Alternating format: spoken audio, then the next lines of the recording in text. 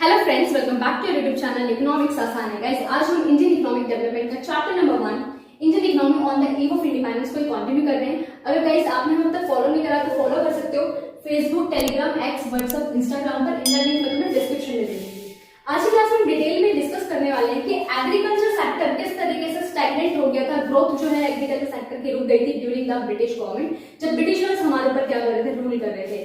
तो सबसे पहला रीजन आता है लैंड सेटलमेंट सिस्टम या जमींदारी सिस्टम, जो कि ब्रिटिश गवर्नमेंट ने इंट्रोड्यूस करा था 1793 में बाय लॉर्ड कॉर्नवालिस।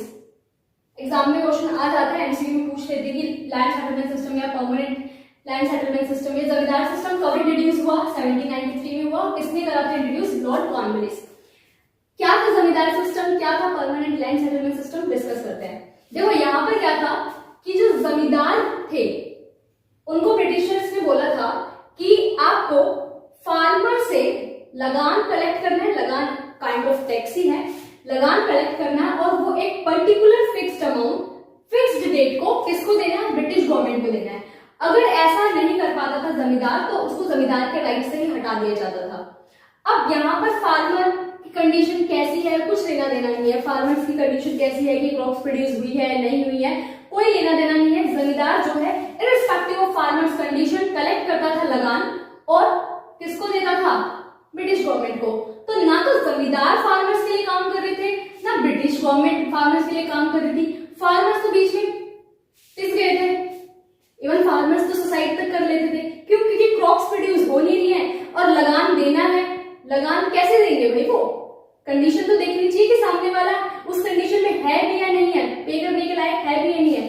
तो इररिस्पेक्टिव ऑफ फार्मर कंडीशन जमींदार क्या करता था? उनसे लगान कलेक्ट करता था, ठीक है, और ब्रिटिश गवर्नमेंट को पर्टिकुलर डेट पर पर्टिकुलर अमाउंट देता था। अगर नहीं दे पाता था तो उसको जमींदार के राइट से ही हटा दिया जाता था। देन आता है कमर्शियलाइजेशन ऑफ एग्रीकल्चर। कमर्शियलाइजेशन का मतलब क्या है कि अब जो क्रॉप्स प्रोड्यूस करी जाएंगी वो सेल्फ कंजम्पशन के लिए ना करके हम क्या करेंगे? मार्केट में सेल करने के पर्पज से करेंगे, ठीक है। यहाँ पर ब्रिटिशर्स ने क्या करा? हम इंडियन फार्मर्स को क्या करा? लालच दिया। उन्होंने कहा कि आप फूड क्रॉप्स की जगह, फूड क्रॉप्स जैसे कि व्हीट, राइस, इनकी जगह अगर आप कैश क्रॉप्स प्रोड्यूस करते हो जैसे कि jute, cotton, sugar cane, indigo, इन सब चीजों को प्रोडक्शन करते हो तो हम आपको ज्यादा प्राइस देंगे। और हम सीधे साधे भोले वाले इंडियंस, हम उनकी बातों में आ गए और हमने क्या करा? हम शिफ्ट हो गए फूड टू कैश क्रॉप। हम कैश क्रॉप का प्रोडक्शन करने लगे। बट यहाँ पर भी इंटरेस्ट किसका था? ब्रिटिश गवर्नमेंट का, क्योंकि वो हमारी इकोनॉमी को फीडर इकोनॉमी बनाना चाहते थे ताकि ये जो कैश क्रॉप जो प्रोड्यूस होगी ये as a raw material use करेगी ब्रिटेन की इंडस्ट्रीज, चीप रेट पे हमारे यहाँ से ले जाएंगे रॉ मटेरियल और हाई प्राइसेस पे फाइनल गुड सेल करेंगे। कहाँ? इंडिया के अंदर। तो हमें एक्सपोर्टर बना दिया था रॉ मटेरियल का और इंपोर्टर बना दिया था ब्रिटेन के फिनिश गुड्स का।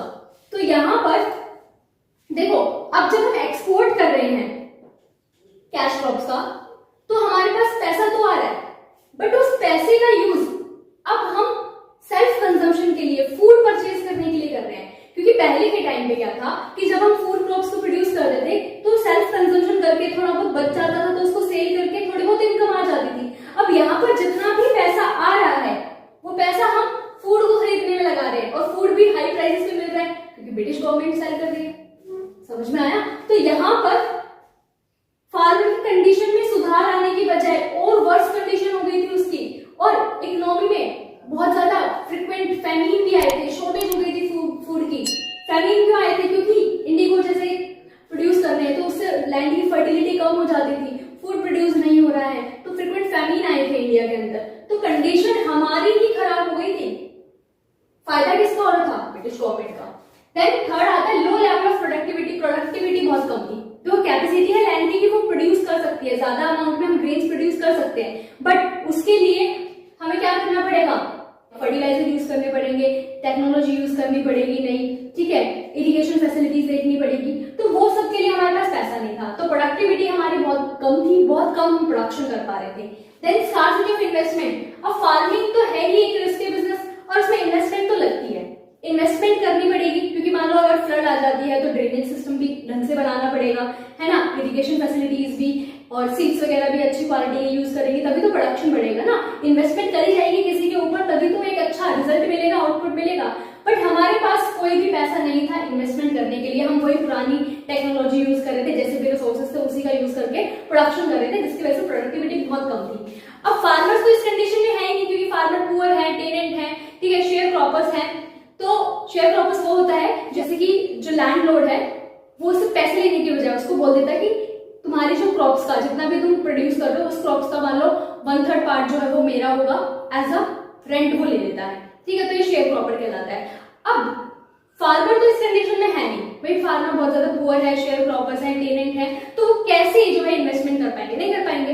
बट वही बात फिर जमींदार की, तो जमींदार को तो कोई लेना देना नहीं था, इररिस्पेक्टिव फार्मर कंडीशन लगान कलेक्ट कर रहा है, ब्रिटिश गवर्नमेंट के पास अच्छा खासा पैसा आ रहा है, उसके ब्रिटेन का डेवलपमेंट हो रहा है, वहां की इंडस्ट्री को चीप रेट पे रॉ मटेरियल मिल रहा है और हाई प्राइसेस में इंडिया में सेल कर रहे हैं। तो फार्मर के लिए कोई काम नहीं कर रहा था, सब अपने इंटरेस्ट में लगे हुए थे, अपने फायदे में लगे हुए थे, जिसकी वजह से जो हमारा एग्रीकल्चर सेक्टर था वो स्टैग्नेंट हो गया था, बिल्कुल भी ग्रोथ नहीं हो गई थी। क्या रीजंस थे वो मैंने बताया ही कि लैंड सेटलमेंट सिस्टम इंट्रोड्यूस कर दिया था, जिसकी वजह से फार्मर की कंडीशन को देखे बगैर ही लगान कलेक्ट करा जा रहा है, फार्मर तो और ज्यादा क्या हो गया, पिछड़ता चला गया, एग्रीकल्चर सेक्टर में कुछ भी इंप्रूवमेंट नहीं आ रही थी, कमर्शियलाइजेशन करने लगे, कैश क्रॉप्स का प्रोडक्शन करने लगे, जिससे फ्रीक्वेंट फैमिन आने लगे इकोनॉमी के अंदर, और लो लेवल ऑफ प्रोडक्टिविटी थी, स्कार्सिटी थी इन्वेस्टमेंट की, हमारे पास इतने पैसे ही नहीं थे, फार्मर्स जो थे बहुत ज्यादा पुअर थे। सो गाइस आज के लिए इतना ही, मिलते हैं नेक्स्ट क्लास।